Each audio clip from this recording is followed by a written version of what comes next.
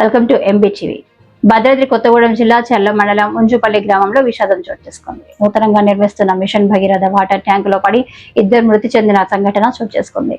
వివరాల్లోకి వెళ్తే మండల పరిధిలోని ఉంజుపల్లి గ్రామంలో నూతనంగా వాటర్ ట్యాంకులు నిర్మిస్తున్నారు. వాటర్ ట్యాంకులోని నీళ్లను తోడేందుకు వెళ్లిన వ్యక్తి ట్యాంకులో ప్రమాదవశాత్తు పడిపోవడంతో కాపాడేందుకు వెళ్లి మరో వ్యక్తి కూడా పడిపోయాడు.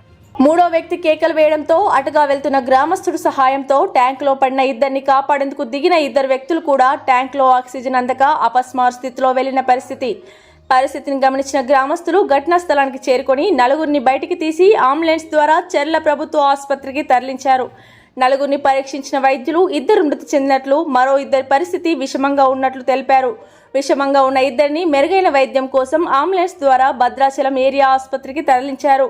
పోలీసులు ఘటనా స్థలానికి చేరుకొని కేసు నమోదు చేసి దర్యాప్తు చేస్తున్నారు. కాపాడేందుకు వెళ్లి మృతి చెందిన గ్రామస్తుడు కాక మహేష్ ఉంజుపల్లి, మృతి చెందిన మరో వ్యక్తి నీలం తులసిరాం లింగాపురం పాడు వాటర్ ట్యాంక్ నిర్మాణ కార్మికుడు.